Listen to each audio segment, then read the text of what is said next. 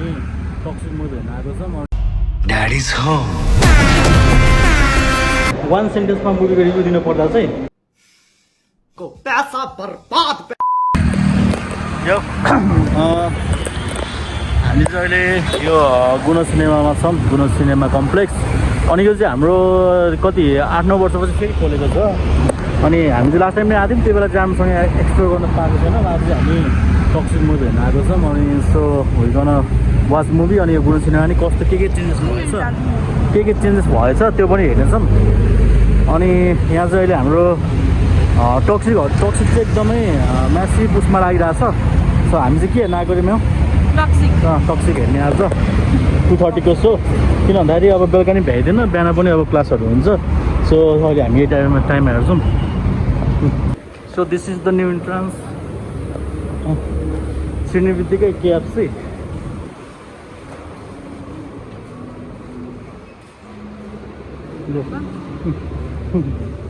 बच्चाहरूको लागि।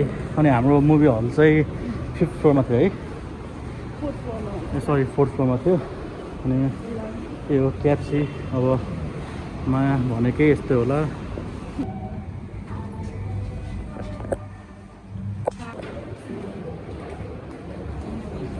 This is the entrance गरेपछि यहाँ कति 8वटा हल कि कति राखेको थियौँ मैले अस्ति। वी गट 8वटा हल, वी गट 8वटा मुभी हल, 8वटा। अहिले चाहिँ के चेन्जेसहरू भएको छ नि, रेस्टरुम पनि बवालको टाइपको छ। यो नि बवाल छ नि, बवाल टाइपको, यो नि बवाल टाइपको छ। वासरुमहरू पनि राम्रो छ। अस्ति मैले वासरुम यहाँ mind your head. This is our लबी।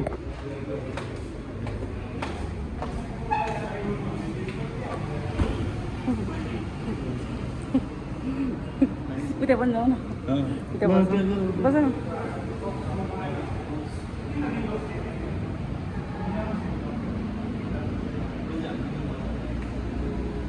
यसो लबी भन्छ होला होइन, आउनु लबी, होटलको लबी।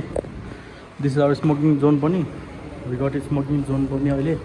पहिला चाहिँ उ थिएन, जस धेरै नै राम्रो भएको छ अहिले चाहिँ।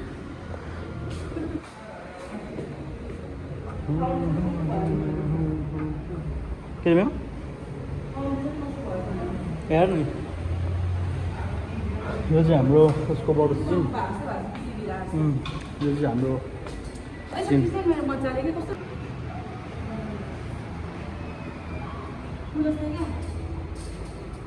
त्यो आउट अफ कन्ट्री जस्तै विदेशमा आउँथ्यो त्यस्तै। तिमीले आन्दोलनमा यस्तो यस्तो भिडियोहरू आउँछ नि, यस्तो रोडहरू खाली रोडहरू हो। Here for toxic. अनि टक्सिक चाहिँ हिजो हामी अबाउट टु कम हिजो आएर हेर्ने कुरा थियो, तर बट के प्लान क्यान्सल गर्नु पऱ्यो। अब त्यस्तै सिचुएसनहरू पनि त्यस्तै थियो। सो हामी चाहिँ आज आएको छौँ लिभ लिएर, अफिसको लिभहरू लिएर। कतिको कम्फोर्टेबल छ त नि लब?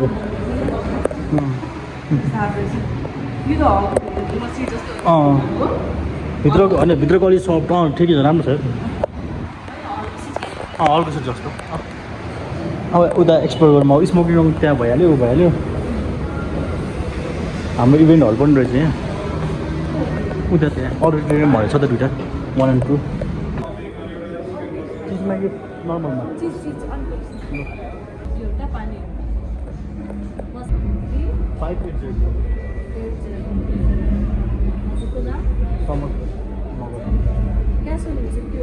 अनलाइन कति भन्छ?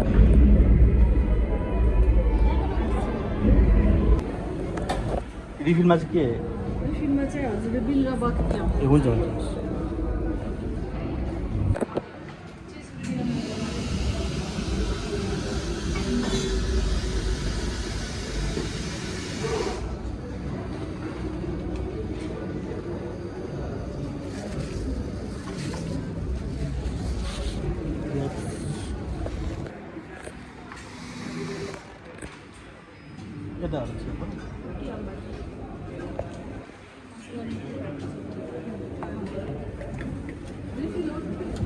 सेकेन्ड म्युजिक त्यो चिया पोख्यो कप क्याप सो यता पनि अर्को लबी छ यहाँ चाहिँ हाम्रो अब खाजाहरू यो हाम्रो के अरे माथिको हाम्रो अडी 6मा होइन त अडी 6मा got alcohol.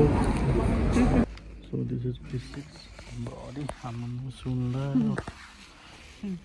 अनि डाउन गर्दाखेरि हामी चाहिँ मुभीको बिचमा खिच्ने छैन बाहिर न पुलहरू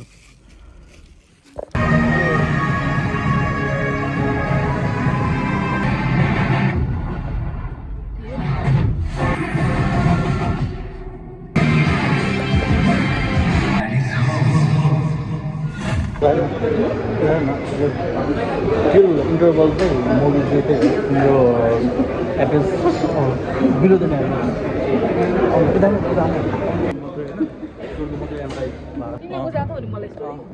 पर के अरे मिनटमा चुरोट झिक्छन् खान्छन् अनि त्यो फ्राइडे फाइट कसलाई मारे किन मारे केही पनि थाहा छैन अनि कोल्ड ड्रिङ्क अहिले टी मुभी चाहिँ त्यस्तै हो मुभी चाहिँ त्यस्तै हो केही पनि बुझेको छैन वाचिङ एक्सन प्लस एकदम deep love story plus comedy movie Hero is converting into 10मा deep classic. Till back 10मा 1 and 2 10मा 2 for BGM चाहिँ हुन्छ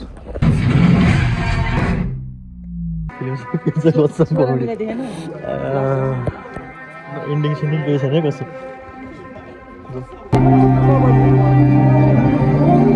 We have seen recently the one of the worst movie cinema experience भनेको चाहिँ हलमा एउटा पपुलर नेपाली फिल्महरू होइन त्यस्तो ठिकै छ बरु उनको सुटहरू यताउति मैले कति नेपाली फिल्महरू हेरेँ होइन त्यो बाटो थियो राम्रो थियो बरु त्यो अन्त त्यो बाटो हेरेँ मैले समाले देखेर त्यो बगाल थियो बरु त्यो वान अफ द वर्स्ट त्यही हो मुभी के हुन्छ कहाँ हुन्छ के भइरहेको छ होइन क्यारिन होइन अलिअलि राम्रो लाग्छ वान टाइम लास्ट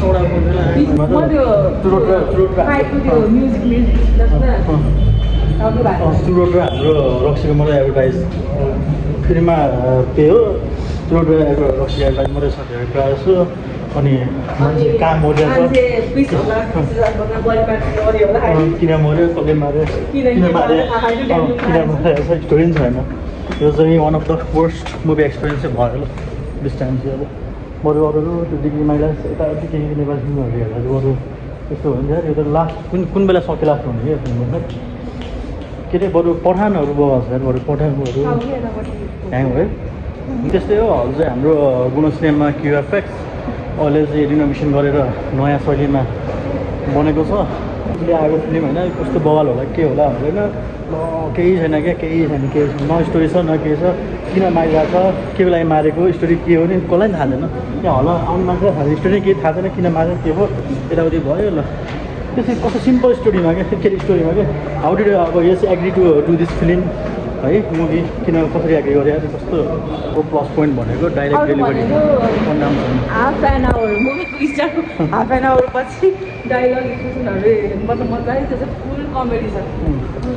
एकदम एक्सप्रेसन डेलिभरी डेलिभरी भएन उनीहरूले बोलाइदिएको छ लाइफ फिल्म वाज अब एक्सन टाइपको मुभी तर 1.5 आवर चाहिँ कमेडी छ ल त्यो रेटिङ गर्दाखेरि ओभरअल फिल्म चाहिँ वान बिजिएम चाहिँ अब त्यो अब मिल्ने भयो भने मान्छेलाई फिल्म फेरि हुन्छ भनेर चाहिँ यहाँ भर्खर आउँछ मान्छेहरू आउँदैछन् नि मिल्ने भयो भने के अरे फिल्म हेर्न जाने एकदमै तामा विदेश भन्नु त के होला त्यो गाडी छ त्यही हो वान टाइम टाउको दुख्ने